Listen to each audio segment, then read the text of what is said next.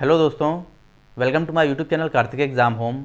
देखिए, जिन जिन कैंडिडेट ने सीआईएसएफ एचसीएम का एग्ज़ाम दिया है, हेड कांस्टेबल मिनिस्ट्रियल 2022 वाला, तो उसका रिजल्ट कब तक जारी होगा वो लोग इसी इंतजार में बैठे होंगे। तो मैं आप आज के वीडियो में एक एक्सपेक्टेड डेट लेके आया हूँ, खासकर एचसीएम वालों के लिए, सीआईएसएफ एचसीएम का जिन्होंने एग्जाम दिया है, कि आपका रिजल्ट कब तक जारी होगा। इसके बाद आपकी टाइपिंग भी होनी है, तो टाइपिंग कब तक होगी, सारी की सारी चीज़ें हम लोग इस वीडियो में क्लियर करेंगे। और मैं बिल्कुल एक प्रूफ के साथ क्लियर करूँगा, जिससे आपको बिल्कुल क्लियर हो जाएगा कि आपका जो रिजल्ट है वो इस तारीख को, इस समय पर लगभग इन तारीखों के बीच में लगभग क्लियर जो रिजल्ट है वो आपका डिक्लेयर हो जाएगा। तो चलिए शुरू करते हैं आपका वीडियो।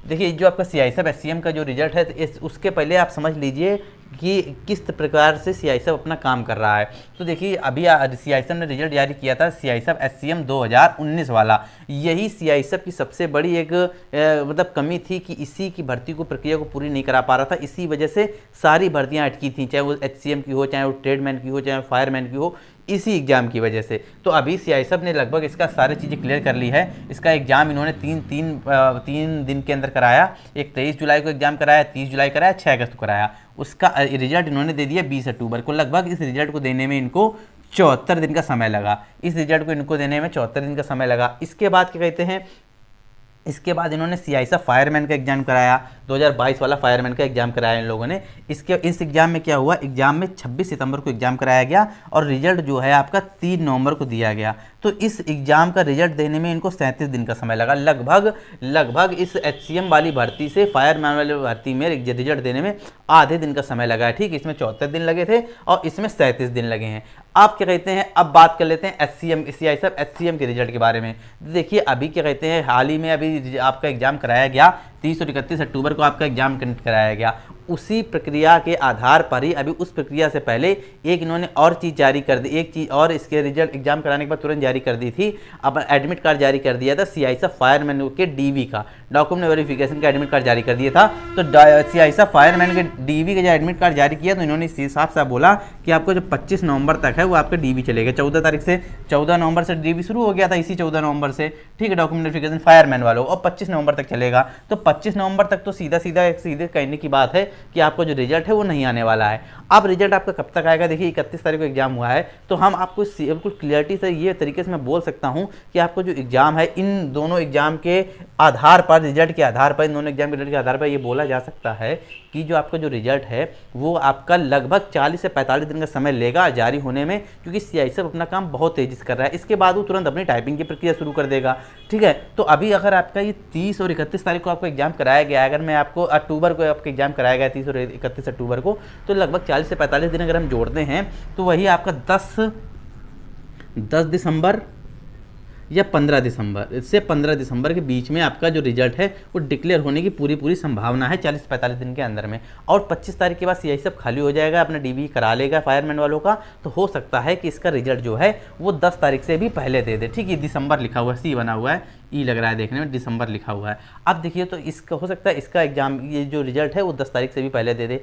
अब एक काम की बात सुन लीजिए, अगर इसने एग्जाम, देखो, अगर रिजल्ट इसने दे दिया तो जो टाइपिंग कराएगा, टाइपिंग कराने में कोई भी लापरवाही नहीं बरतेगा, 20 से 25 दिन के अंदर में टाइपिंग अपनी शुरू कर देगा। क्योंकि अभी हाल ही में सीआरपीएफ का रिजल्ट आया है, सीआरपीएफ का रिजल्ट आया एचसीएम वालों का, ठीक है, जिसमें 50 गुना कैंडिडेट पास किए गए, 50 गुना कैंडिडेट पास किए गए। लगभग एचसीएम में 60,000 62,000 कैंडिडेट को लगभग 60,000 कैंडिडेट पास कर दिए गए हैं, 60,000 कैंडिडेट पास कर दिए गए हैं। वैकेंसी 1721 के आसपास है, वैकेंसी में 1721 ही है।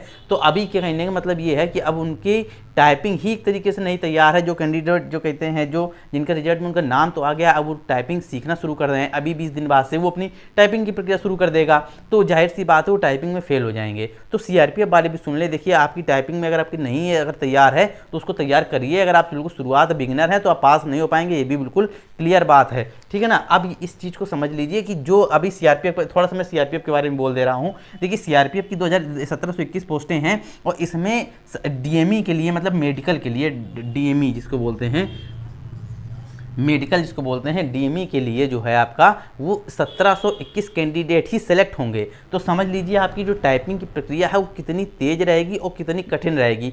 60,000 में से उनको डीएमई के लिए मतलब मेडिकल के लिए 1721 कैंडिडेट ही भेजने हैं, तो बाकी को फेल करना है। तो ये आप समझ लीजिए कि टाइपिंग का जो पैसेज होगा वो कितना कठिन रहने वाला है। तो जिन्होंने टाइपिंग पहले से नहीं सीखी है वो पास होना एक तरीके से असंभव ही मान के चलिए, ठीक है। या तो या बहुत कठिन है, बहुत ज़्यादा कठिन है, शायद वो पास हो जाए, ये क्या कहते हैं उनकी मेहनत के ऊपर डिपेंड करता है। तो अब ये वाले जो CISF SCM वाले टाइपिंग वाले हैं ये भी आप सुन लें। देखिए अभी आपके पास समय है, लगभग आज 17-18 तारीख 18 तारीख लगभग हो रही है। तो मैं अगर आप 10 दिसंबर या 15 दिसंबर भी मान के चलता हूँ ना, तो लगभग 27-28 दिन ये हैं और टाइपिंग के रिजल्ट आने के 20-25 दिन बाद आपकी टाइपिंग शुरू होगी। तो 27-28 दिन ये मान लीजिए, आगे के 25 दिन ये मान लीजिए, ठीक है। तो 27-53 दिन, लगभग 50 से 53 दिन के बीच में आपके अभी हैं, आज से अभी हैं टाइपिंग को लेकर। तो जिन कैंडिडेट को लगता है कि मेरा सिलेक्शन हो जाएगा और हो भी जाएगा, देखिए सारी चीज़ें CISF ने क्लियर कर दी हैं। पहले अपनी वैकेंसी निकाली, फिर उसको रिवाइज वैकेंसी कर दी, वैकेंसी भी बढ़ा दी, बिल्कुल डिटेल तरीके से बढ़ाई, उसमें कोई भी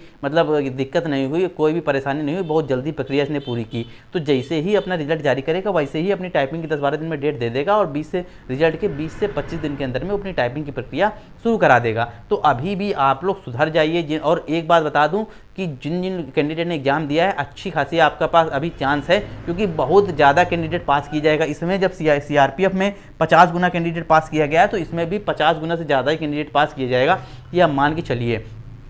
तो अभी आपके पास अच्छा खासा मौका है, अभी 50-55 दिन है आपके पास टाइपिंग के लिए, आज से भी शुरू हो जाएंगे तो 50 से 55 दिन में टाइपिंग को सीखा जा सकता है। जो लोग बिगनर हैं मैं उनकी बात कर रहा हूं, जो थोड़ा बहुत जानते हैं तो अपनी प्रैक्टिस बनाए रखिए, स्पीड मेंटेन करिए, क्योंकि डीएमई के लिए मेडिकल के लिए उतने ही कैंडिडेट भेजे जाएंगे जितनी की आपकी वैकेंसी है। तो बाकी कैंडिडेट को फेल किया जाएगा, जैसे इसमें फेल किया जाएगा। देखिए इसमें 60,000 कैंडिडेट पास कर दिए हैं रिटर्न एग्जाम में, टाइपिंग के बाद उनको मेडिकल में भेजने 1721 ही हैं, तो बाकी लगभग 58,200 कुछ करके जो कैंडिडेट है वो फेल ही किए जाएंगे। तो आप भी इस चीज़ को समझ लीजिए CISF वाले कैंडिडेट जितने भी हैं कि अभी से आप अपनी टाइपिंग की तैयारी शुरू करेंगे तो आपका काम हो जाएगा, आपको वर्दी मिल जाएगी, आपका सिलेक्शन हो जाएगा।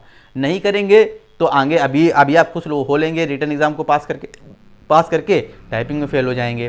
तो इतना ही मेरा कहने का मतलब ये था कि लगभग 10 तारीख के आसपास 10 से 15 दिसंबर के बीच में जो है आपका रिजल्ट जारी हो सकता है। अपनी तैयारी को मेंटेन करके चलिएगा, टाइपिंग को मेंटेन करके चलिएगा, जिससे आप अपना सिलेक्शन इसमें पा सकते हैं, ठीक है। यही लगभग आप लोगों को कमेंट आ रहे थे कि सर CISF SCM का रिजल्ट कब तक आएगा, तो लगभग मैंने डेट बता दी है, इस तारीख तक आपका आ सकता है, ऐसी पूरी संभावना है, ठीक है। ये एक्सपेक्टेड डेट है, थोड़ा बहुत ऊपर नीचे भी हो सकता है।